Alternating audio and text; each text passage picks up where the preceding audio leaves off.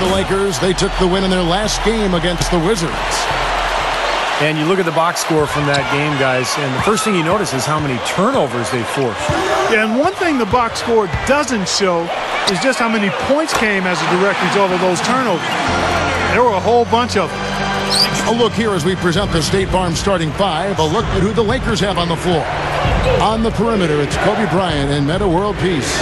Howard is out there with Antoine Jamison. And it's Duhan in at the one spot.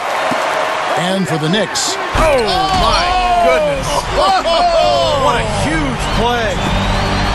Don't do that to him. That was fantastic. Wow. And Clark, the degree of difficulty. Major. That was amazing. Here's Duhan, drilled from 11 feet out. Well, you think about the Lakers a year ago, I think the thing that bothered them was they just never could win consistently on the road. They controlled their home court, but on the road it was a different story. An open lane right there. Pretty much saw the daylight he wanted and took advantage. Yeah, great opportunity, and he seized it without much hesitation. Yeah, a little too easy, if you ask me. The defense really needs to tighten things up here. Here's Thomas. Pushes up. Gets it to go. Thomas got his first bucket in this one. And you look back at last season, and Steve was just touching on it, the Lakers just really had trouble when they left L.A. on the road. They just couldn't bring it together. Kevin, they ended up with a 15-18 road record on the year. First time in about 5 seasons that they haven't had a winning record on the road. Good work turning that into an easy 2-point. He can attack the rim as well as anybody. And there's the pass to Felton. Back to Kidd. Kobe with the steal. To the inside. Here's World Peace. And he slams. Lakers have gone 6 of 9, shooting it well. Let's find out what Doris Burke has for us. I had a chance to catch up with Mike Woodson. They won their initial meeting with the Lakers this year, and Coach feels good about the way his team played in that game. He said they have a lot of weapons, but we know that they are all older than most teams. If we can wear them down over the course of the game, we'll be in a good position to get another. So the Lakers will take it the other way. This is their second outing of the season against the Knicks. Yeah, this contest didn't go well for them last time out. They played a very undisciplined game, got into foul trouble, and wound up not having the unit they would have liked to have on the floor down the stretch. Hits the bucket. That's a defensive let-up right there. I mean, they've got to close down on him quicker when he's in three-point range. Kobe kicks to Howard. A leaner. Chandler with the defensive effort. Well, give us your take on what Steve just talked about, Clark. They dug themselves a real hole with foul trouble, and they're out on the floor right now for the Knicks. Jordan Hill, he's checked in for the Lakers. Darius Morris comes in for Chris Duhan. And for Felton, Clark, what do you think is the key for him to get back on track? Well, I think conditioning is a part of it.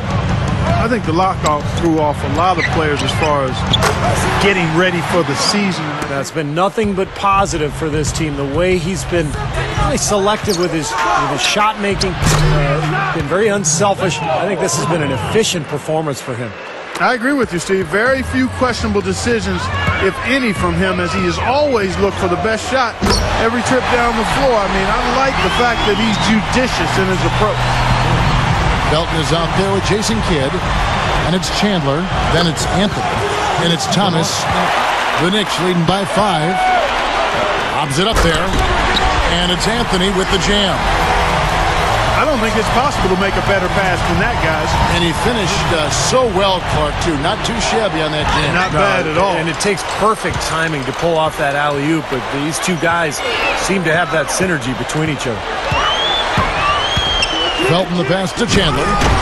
Jams it straight down. The steal to the middle. Here's Kobe. And the shot is good. Kobe's got 5 points now in the quarter. If he gets a glimpse of an opening, he's going to take it right to the rim. Kidd kicks to Anthony.